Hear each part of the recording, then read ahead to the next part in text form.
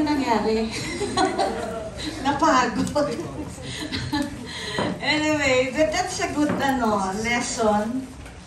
And my topic is all about how to live the Christian values in the midst of ungodly world. Napakahirap nun. Di ba? Especially sa inyong mga young people that you are always under pressure. Pressure from your parents, pressure from your friends and peers, pressure from the environment, at saka yung community nyo. So, napakahirap po talaga, especially being a Christian. Kasi we aim not to live with compromises. And nowadays, especially with the social media, it's so hard to be godly in the midst of all this worldliness. Kaya, paano nga ba? Christians are called to be out of this world, but because we live in the world, tensions exist. So, ang tensions niya, nag-i-start yan sa loob. Kasi, if you have Christ, you have received Christ as your Savior and Lord, then, andyan yan, the Holy Spirit is dwelling in you. Kaya lang, the Holy Spirit tends to really pull you towards His will, kaya lang meron tayong stubborn will eh. And it will pull us towards our stubborn will. So may tension yan sa loob. Sa loob nag-uumpisa lahat yan. Okay? So, tingnan natin yung mga Bible characters, especially in the life of Jesus Christ. Si Jesus Christ, He grew up in Nazareth. And Nazareth is a place known for notorious people. Para bang sa Manila Tondo. Dito may ganun ba? So, pagka sinabi mong galing ka Tondo, medyo notorious ang tao doon. Okay? But not everyone. Now, sabi doon sa John 1:46, Nazareth, exclaimed Nathanael. Can anything good come from Nazareth? Imagine na-embed sa kanila sa mindset nila, pag galing ka sa Nazareth, medyo hindi maganda ang reputation. But Jesus grew up there. Kaya napatanong ni Nathanael, meron bang mabuting nagmumula doon? So, imagine that is a question na it shows what kind of place is Nazareth. Pero nakita naman natin, Jesus grew up in a way na hindi siya na-influence ng mga tao sa paligid niya. Then in Moses, sa buhay ni Moses, sa Exodus 2:10, when the child grew older, she took him to Pharaoh's daughter and he became her son. She named him Moses, saying, I drew him out of the water. So, Hebrews 11:24 and 25, by faith, Moses, when he had grown up, refused to be known as the son of Pharaoh's daughter. He chose to be mistreated along with the people of God rather than to enjoy the fleeting pleasures of sin. Kita natin dito, he was educated and cultured in Egypt. And yet, when the time comes, when he was called by God, he knew he has to follow God. So it's not the education, it's not the culture, it's a matter of your personality and your behavior and your attitude. Paano kayo pinalaki? Malaking factor po yun. Okay? So, si Daniel, kita natin si Daniel, kasi may nangyari sa Israel Ginawa silang captive sa Babylonian, kaya lang ang king, sabi niya, pumili kayo ng pinakagwapo, pinakamatalino na mga young men at talagang i-feed nyo, ibaguhin mo, i-embed mo sa kanila yung culture ng Babylon. And then, pati pagkain, lahat. And yet, napansin ko kay Daniel, hindi siya nagpadala. Okay? So, the king assigns, sa verse 5, them a daily amount of food and wine from the king's table. They were to be trained for 3 years, and after that, they were to enter the king's service. Among those who were chosen were some from Judah, Daniel, Hananiah, Mishael, and Azariah. The chief official gave them new names: to Daniel, the name Belteshazzar; to Hananiah, Shadrach; to Mishael, Meshach; and to Azariah, Abednego. But Daniel resolved not to defile himself with the royal food, and wine, he asked the chief official for permission not to defile himself this way. So nakita natin, they were challenged to eat the food. Maraming provisions ang mga Israelites na maraming bawal. And yet, sinabi ni Daniel na hindi kami kakain. What about you? When you were challenged, tempted to do something that is against your conviction, it's against what you have learned in your church, and yet you are tempted to do it because it is commanded and it is a rule and the law. Medyo tingnan natin sa school. Tapos syempre influence ng friends nyo. Are you going to give in? Madali kasing bumigay kaysa lumaban. So yan po yung challenge ng mga kabataan. Paano po ba ipamuhay ang Christian values in the midst of ungodly world? Ang kailan po dito, lumago po tayo sa pagkakilala kay Kristo. The Word of God. Kailangan ng tao may prinsipyo eh. Kasi ang prinsipyo, ang ginagawa niyan, yan yung iyong parang anchor. Okay? Anchor mo yan eh. Nakahawa ka dyan sa anchor na yan. Sometimes, when you are pressured around you, kunyari ang pressure, it speaks of symbolic mga waves. Waves of life. Okay? Challenges, mga tukso, lahat yan.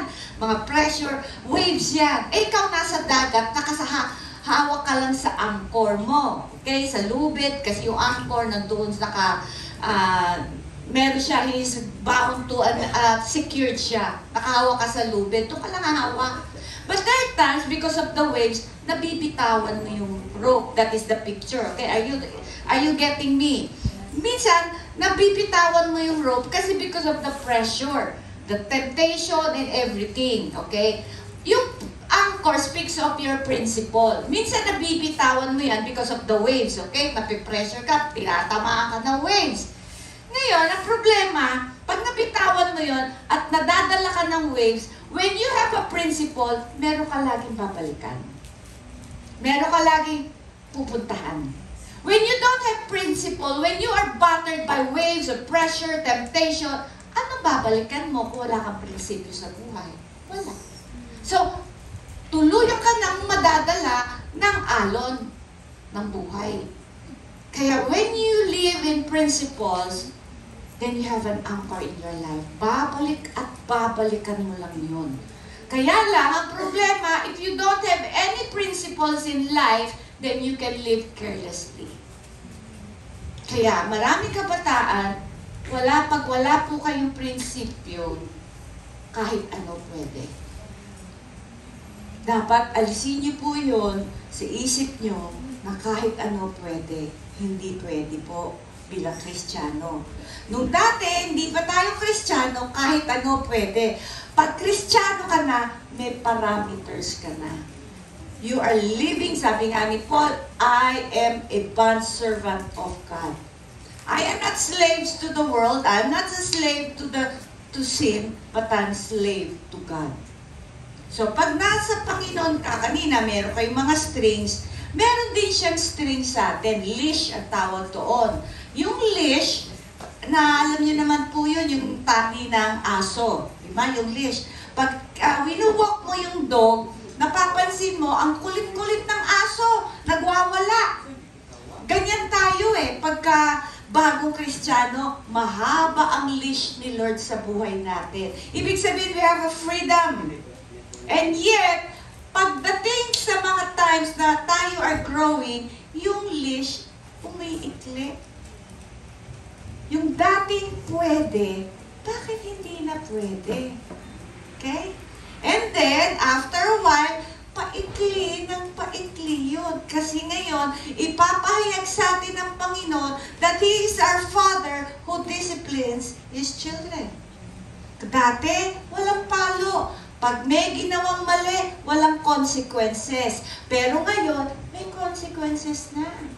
So, gagawin natin, kaya tayo natidisiplina for us to learn the ways of God.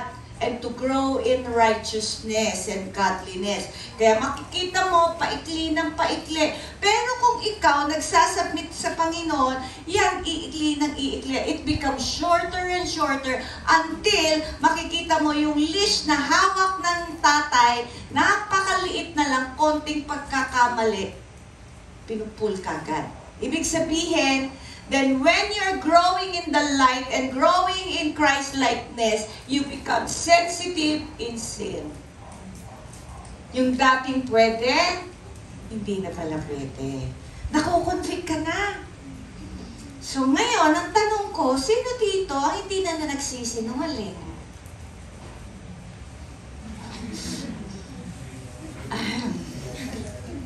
Nagsisinungaling pa lahat?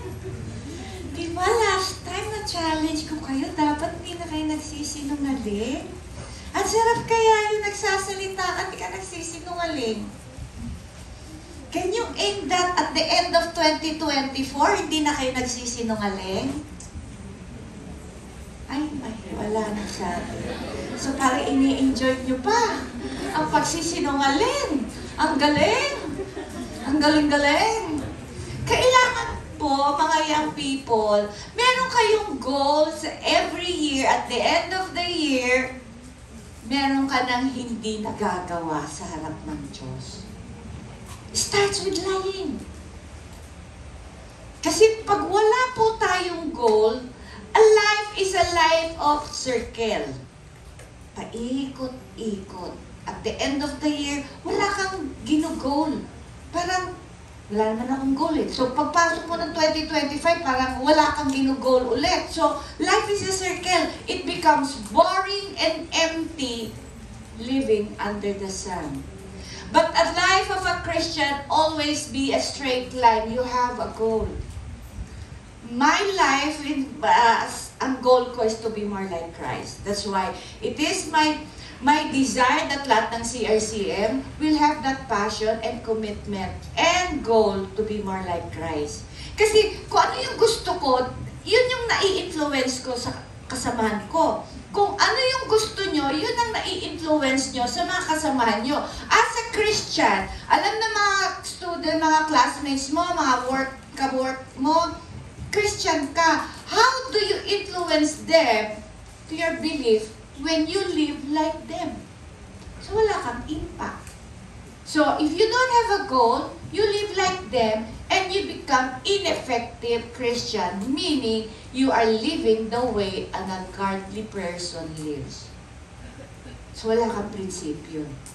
Kaya sabi sa 2 Timothy 1:13 to 14, hold on to the pattern of wholesome teaching you learn from me, a pattern shaped by the faith and love that you have in Christ Jesus. Through the power of the Holy Spirit who lives within us, carefully guard the precious truth that has been entrusted to you. So siguro naman, dito ba lahat kayo Christians? Are you all Christians? So you go to church every Sunday. So meron kayong natututunan every Sunday. Bakit mahina? Ano bang ginagawa niyo every Sunday? Di siguro kayo nakikinig, nagsiselfone lang kayo. No. When you come to church, always have the desire to learn more about the Lord. And then, as you apply, you learn more about Christ. Ano yung ways niya? Ano yung life niya?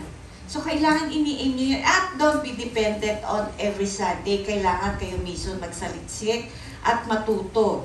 Imagine indeed, all who, sabi sa 2 Timothy 3:12, indeed, all who delight in piety and are determined to live a devoted and godly life in Christ Jesus will meet with persecution, will be made to suffer because of their religious stand. So, ang tanong, who's willing to suffer for your faith? Kasi kung hindi, baka hindi kayo Kristiyano. Kristyanuhan lang. Kasi merong mga Christians who are fully committed, wholehearted, and those who are half-hearted and not fully committed. That's why, pag na-mix mo yun, nasisira ang Christianity and the name of Jesus Christ. Unbeliever can never dishonor the name. Only those who carry the name Jesus Christ. And as Christians, we carry that name. So, ang tanong, ano na ngayon, August? Are you dishonoring Jesus Christ or are you honoring Him already? 7 months have passed and yet another 4 months, tama ba, 5 months? Have you really analyzed and examined yourself? Am I honoring my Lord and Savior? Or am I just anybody? Walang pakialam. God is calling people, young people, kayo po ang pinahanda ng Panginoon to be used in these last days, to be a woman and a man of God who will be entrusted with power and authority.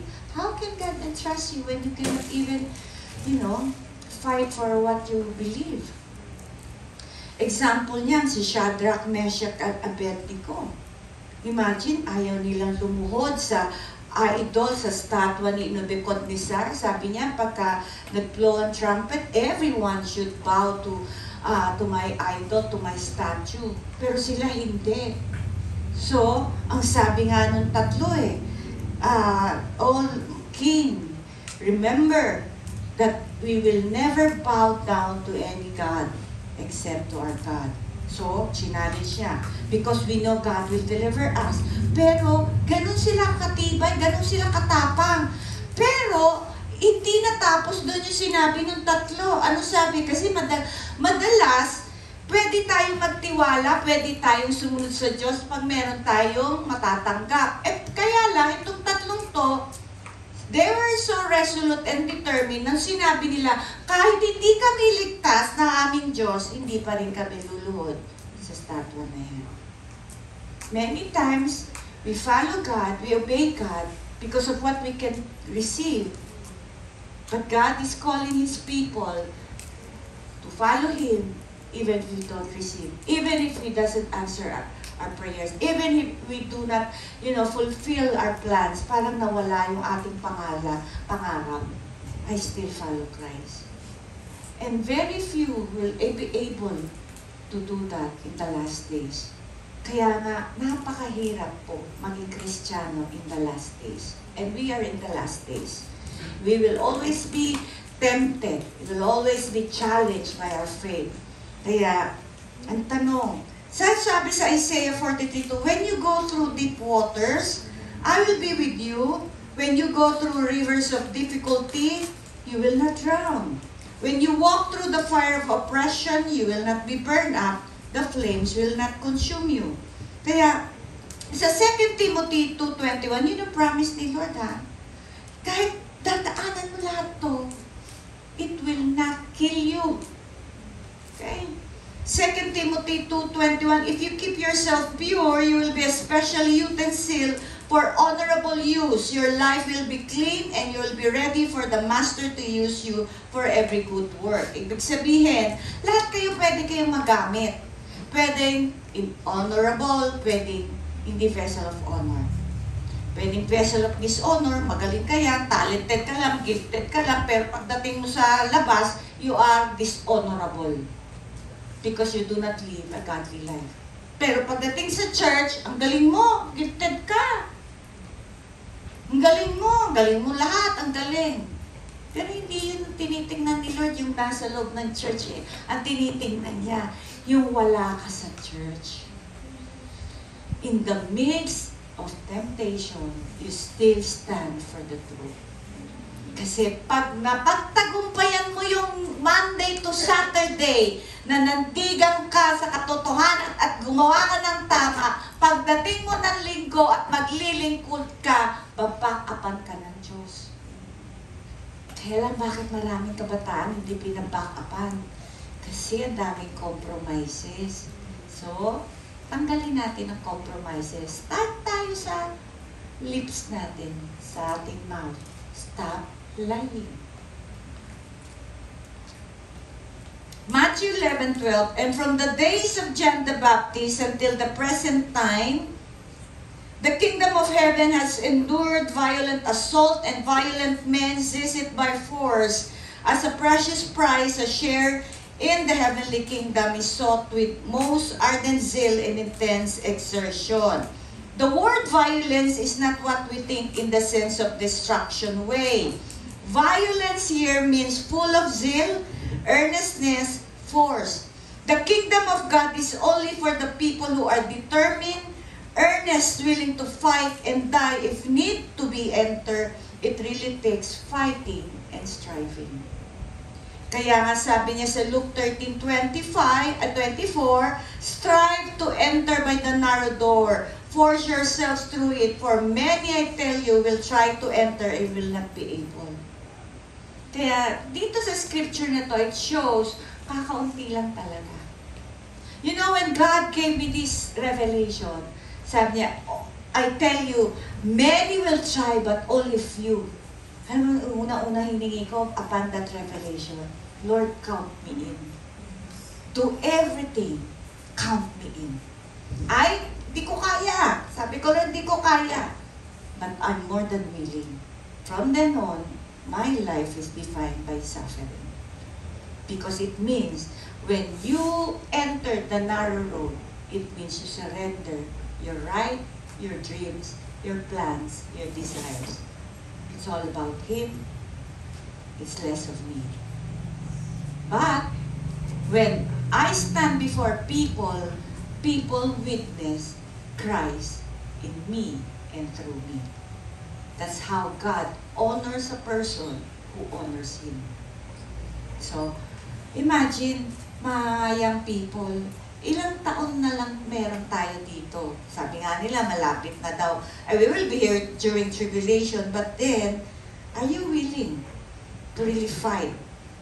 Kaya, ang challenge sa atin, sa inyo, Acts 24:16, therefore I always exercise and discipline myself, mortifying my body, deadening my carnal affections, bodily appetites, and worldly desires, endeavoring in all respects to have a clear, unshaken, blameless conscience, void of offense toward God and towards men.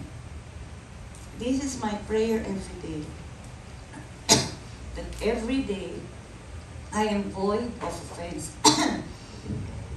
towards God and towards men. Mga kapatid, gaano niyo po kalaki na o-offend ng Diyos? Pag hindi kayo conscious, excuse me kasi I've been speaking for last 2 days. Pag hindi po tayo conscious, we are not growing. You know the measurement of growth in a spiritual life? At the end of the year, nare-recognize mo ano yung dapat baguhin.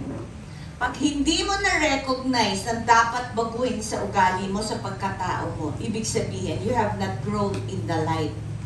Kasi when you're growing in the light, nakikita mo what is wrong with you. So growing in the light is God is showing you what needs to be changed. So pag nakita mo, na-realize mo, na-repent mo, then God will work in you that you will have the transformation. When you are being transformed, you are becoming more like Christ. And that is what Christianity is all about. I've been teaching for the last 2 days is about what is Christianity. Kasi ang alam ng marami, Christianity is tumanggap ka kay Kristo, you're on your way to heaven. That is not Christianity. Because Christianity, salvation first, okay? Salvation is about changing our nature from Adam to Christ-likeness. Then what is Christianity? Christianity is seeking the purpose of God. It's not enough to enter heaven's gate, but to fulfill our purpose here on earth. Kasi pagpasok natin ng langit at hindi mo nagampanan ang layunin ng Diyos sa buhay mo dito, then you will never have reward. You will be a commoner. Bali sana kung makakapasok ka kasi madalas yung wala sa perfect will ng Diyos, yun ang madaling mahila ng kaaway. The only way to be secured in the last days is really to be in the perfect will of God. Kaya, in every position or profession, there's always the good, the second rate, and the poor. But Christians, we must strive to be the best. In God's church and in God's work, we cannot afford to be second rate or inferior. We have to be the best. We have to excel. We have to excel if we are at war. We need to be excellent soldiers. Excellent in integrity. Excellent in honesty. In love, in courage, and in zeal. 3 ways to exemplify these excellencies: zealousness, in prayer life, and in spiritual warfare. Many people claim to be Christians but never pray. They are passive, that they accept their circumstances, their obstacles, their problems without confronting the issues by seeking God. The Word of God says that for though we walk in the flesh, we are not carrying on our warfare according to the flesh and using mere human weapons. For the weapons of our warfare are not physical weapons of flesh and blood, but they are mighty before God for the overthrow and destruction of strongholds. Ito po yung problema, yung strongholds. Hindi po yung si Satan. Strongholds itong nasa mind. How do you see your life? How do you see your life in the next 2 years? Kailan importante yun? Do you see your life in the next 2 years? The next 5 years? You know why? When God shows me what will be my life in the next 2 years, I get excited. Nilalaban ko yun. Kaya lang, pag hindi mo alam ano yung nakahanda sa'yo, wala lang. Kahit ano, pwede. Kaya, inferior ka. Okay? So, in character, integrity, honesty, and sincerity, kailangan po meron tayo nito. True character is who we are in the dark. Ano pinagagawa natin? Walang nakakakita. Kaya nga, sabi sa Psalms 15:2, he who walks and lives uprightly and blamelessly, who works rightness and justice and speaks and thinks the truth in his heart, here speaks of utmost honesty. Minsan, way back, nag-text ako sa sister ko, pero hindi totoo yung tinetext ko. Sabi ni Lord, why are you lying? Sabi ko, di naman naglalay sa lips ko sa text lang. Sabi na, Grace, truth comes from the heart. Lying comes from the heart. So kahit hindi mo sinasabi yan, pero tinitext mo, hindi mo ginagamit yung bibig mo, ang galing yan sa puso. Kaya sabi niya, ang katotohanan dapat ma-shape yan sa loob. Kasi whatever comes out, comes from what's inside. Kaya when the truth is shaped in our heart, whatever we say, whatever we think, is pure. Kaya nga sabi niya, to the pure, all things are pure. And blessed are the pure in heart, for they will see God. Courage stands for what is right before God. Kaya nga yung mga Levites, after Moses challenged them, ano sabi dyan? Sabi niya, cynic aside ni Lord. Minsan hindi natin makampihan pa yung godly kasi unpopular sila. Mas popular yung hindi godly. But if you're not after popularity, you can follow Christ all the way. But if you want to be popular and famous, you can never be a follower of Christ. Remember that. Kaya nga, dapat tayo ay may courage. Submit yourselves to God. We must learn to say yes to God. We don't have to understand God's order to obey Him. If God says something, we do it. We submit to Him. It takes fighting, brethren, to be a Christian. It takes fighting to be a good soldier. It takes fighting to fight. It takes courage to fight the world against Satan, against sin, against our nature. If we are coward, we will not make it to the kingdom of God. Remember Revelation 21:8. But as for the cowards, the ignoble and the contemptible, and cravenly lacking in courage, and the cowardly submissive, and as for the unbelieving and faithless, and for the depraved and defiled with abomination, and for murderers. Alam mo, in-enumerate niya lahat na hindi papasok sa kaharian ng Diyos. You know, na-puzzle ako kasi ang unang-unang characteristics doon na hindi papasok, coward. Mas matindi pa sa murderer, sa adulterer, sa witchcraft. So pag duwag pala tayo at hindi natin kayang paglaban ng ating pananampalataya, pwede tayong talikuran din ng Diyos. Diba sabi niya, if you're ashamed of me, I will be ashamed of you before the Father. Kaya, coward means we don't have enough determination and zeal. People want to be heroes. God doesn't want us to be great heroes like the heroes of the world who gave their lives, get killed, and celebrated their names, and after a while, they are forgotten. God wants us to do our job daily. To be hero in God's sight is to fight our daily battles as Christian. Do your deeds that will bring about eternal rewards, no matter how little you have or how little you think your fights are. How to trust God in hard times. Kasi syempre, matcha-challenge ka eh. Lord, paano ba? Paano bang maging godly in the ungodly world? Prayer is a powerful way to connect to God and seek guidance and strength. Always seek God. That's my key eh. Yan po yung susi ng buhay ko. Prayer, I meet with God every day. I converse with Him. Seek guidance. It's wise to seek counsel. Pag hindi nyo alam ang gagawin nyo, always seek advice and counsels to those who are wise. Huwag yung mga classmate mo na pasaway din. Minsan may naririnig ako, follow your heart. Don't follow your heart. Because sabi nga, guard your heart, hindi follow. Okay? Kasi pag finalo mo yan, sabi nga niya, above all, our heart is deceitful. Madaya yan. Kaya pag nagka-counsel ako sa love life, I will never say, follow your heart. Follow God's will. Kasi ang heart natin, deceitful, hindi pa yan napupurify. Ongoing pa ang purification ni Lord Jan. Kaya, seek counsel to those you believe have wisdom. Okay? Minsan kasi kahit matanda, walang wisdom eh. Diba? You may wisdom naman. Okay? Surrender control, yung kaninang games nyo, yung workshop nyo, by letting go of our plans and be open to God's direction. Minsan kasi na-frustrate tayo because we have so much expectations na na-frustrate tayo kasi we continue to persist on our plan. What if hindi yun ang plan ng Diyos? Just be open. Ibig sabihin, madali tayo mag-surrender kung anong gusto ng Diyos. Hindi yung ipipilit natin, ang ipipilit natin. Kasi pag pinilit at pinilit natin, God will, at sa start, God will put hurdles. Yun na yung hurdles, yung pag tumatakbo kayo, may tatalon yung mga marathon, di ba? Hurdles yun, hahadlangan ka. Bakit? Kasi hindi yun plan. Pero, naglalagay na ng hurdles ang Panginoon before you, hinahadlangan na niya, at patuloy ka pa rin, pinipilit mo pa rin yung gusto mo. One day, sasabihin ni Lord, have it your way. And God will not be with you. Don't let it happen.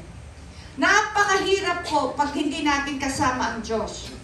Pag hinayaan na tayo sa stubborn will. Kaya nga, pag kami hadlang, yung gusto mo, hindi nangyayari, drop.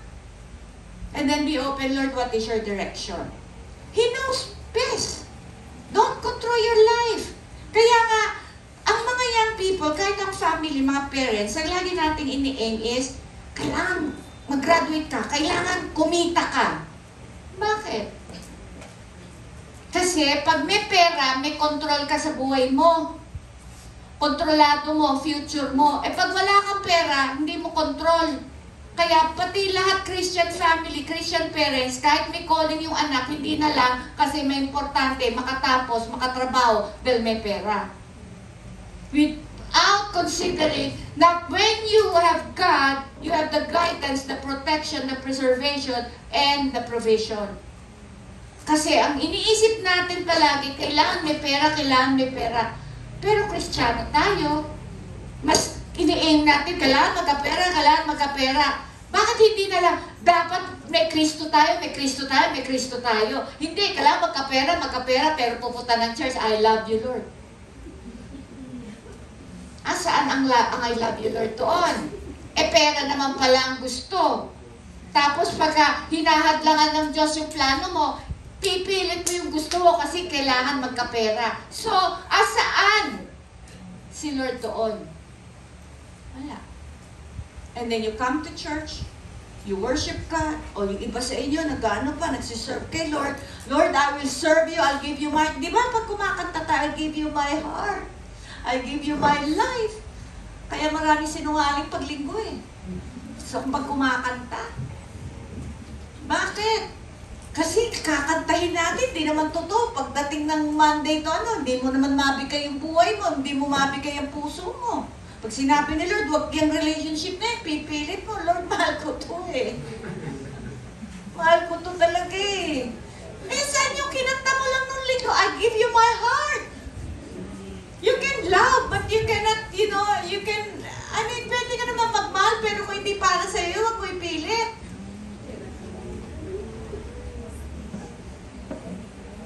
Nagre-react sila. Imagine, you know what? When God provides you the partner, you will have a heavenly marriage. When you choose, I don't think so. Ang dami naghihiwalay, even among Christians. Kala mo, pagiging Kristiyano ka na, walang hiwalay. Ang dami kaya. Even pastors nagkakahiwalay. Why? Because they chose their own path. Tapos makakita natin, magsiserve sila, pero hiwalay sila. Asan ang honoring doon? Kaya if you want to honor God, ang unang-una is, yung gusto mo, i-lay down mo. Okay? Kasi may mga young people talaga ako kinamsel, gustong-gusto na talaga nila. Sabi ko, there are people that they will be just in your heart, but never in your life. Diba? Masakit yun. Pero okay lang yun, kaysa naman ang gulo-gulo ng buhay mo. Kasama mo nga siya, ang gulo-gulo naman ng buhay mo. Bali na lang nasa puso ka, pero wala naman. You see, there are sacrifices that need to be done. Kaya, yung kanta bukas, linggo bukas, di ba? Huwag niyong kakantahin kung di totoo, ha? Siguro sasabihin ng pastor, ba't di kayo kumakanta? Bakit walang kumakanta? So, let go of our plans and be open to God's direction. Okay? Find hope in God's promises. Is it good to seek for revelation? Okay? So, seek for revelation. Importante. Remember, I just want to remind you, si Adam, ang command ng Diyos sa kanya, work muna. Hindi siya naghanap eh. Si Lord ang nag-provide sa kanya, si Eve. Tama? So, makita mo, don't look for your partner. Let God provide. Okay? So, huwag kayo magmadali. Find hope in God's promises. Seek for revelation. Kasi wag po kayong ma-pressure kasi meron mga pag-30 na, 35, sasabihin, uy, kailan ka? Anong kailan ako? Para bang may pressure, kailangan pag-30 meron na? Magkaroon ka nga, hell naman. Di ba, single ka, pag hinintay mo ang God's time, you will be happy. Okay?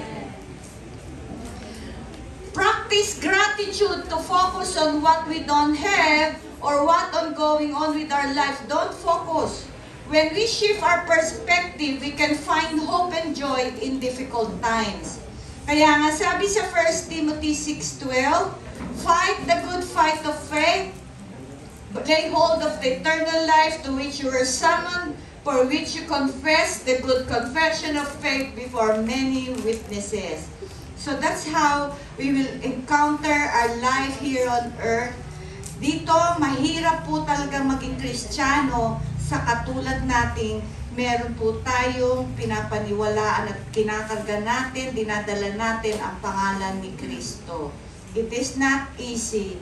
But you see, my life principle is, as long as I live in my principle, what are my principles? Marami po akong principles. Pag natetempt ako, babalik lang ako sa prinsipyo ko. Anchor ko yun eh. So, I challenge every one of you, young people, live with your principles. Find your principles in life where you have your anchor. Because life is full of challenges, temptation, rejection, suffering. You tend to let go of those principles sometimes. But, the Holy Spirit is there to help you when the times are rough and tough. the Lord will remind you, anak, go back to your principle. What is that? Love God above all and honor Him and obey His commandments. If you live in that principle, you will never get lost. And you will always find your way kahit minsan nadata pa. Amen po ba? Palakpakan po natin. Please stand. Let's pray. I will let you have a minute of silence before God. And let this be the principle na hingin mo, Lord, i-embed mo, iukit mo ang prinsipyo na ito. That I will love you with all my heart, with all my mind and soul, and with all my strength. And my desire is to have fear and love of God, growing increasingly, progressively, that I will have more of you and less of me. If you live in this principle, I guarantee you will always live in the light. Father, speak to your young people, to your people, especially those who have no direction in life. Give you a minute. Hingin mo po sa ating Ama.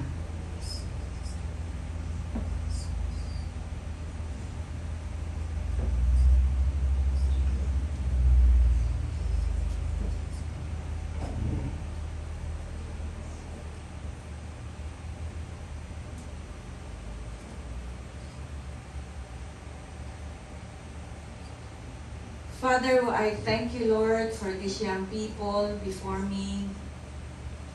You have called them, O God, to be a follower of Christ, and there's so much battle ahead of them. Help them along the way in the journey called life. Give them the courage, the commitment, the zeal, Lord, the bravery to stand for what is right. Even in the midst, Lord, of pressure, temptation, difficulty, persecution, rejection, Lord, even mockery. Lord, we live in the last days, in these last days wherein, Lord, kakaunti na lang, Lord, ang totoo at kakaunti na lang, Panginoon, ang godly people. Lord, may we be counted as those who will stand for righteousness and live for you. May we desire always to honor you, because when we honor you, you will honor us. We surrender our plans before you, and let your will be done sa buhay ng mga kabataan na to. Father, I thank you for their lives. Lord, raise up Deborah's here, raise up Daniel, raise up Moses, and even, Panginoon, Paul, Timothy, Silas, Peter, Lord, among this group, Lord. Raise up, Panginoon, just like, Panginoon, Ezra and Nehemiah, preachers of righteousness. Raise up, Panginoon, Lord, Shadrach, Abednego, and Meshach, Lord, among these young people. Raise up, Lord, Elijah and Elijah among this group. Panginoon, use them as a vessel of honor in these last days, wherein, Panginoon, you will, Lord, be glorified in their lives and through their lives. And, Lord, people will recognize these are the people whom you called and chosen for your kingdom. Father, I speak, Lord, that they will fulfill their purposes in their lives, for they will not love their lives. Lord, I thank you for their lives. Until, Lord, I see them again, Lord, I will see the transformation, that I will see more of Christ in them, and people will recognize the transformation. Your glory will be risen upon them. Lord, thank you po sa buhay nila.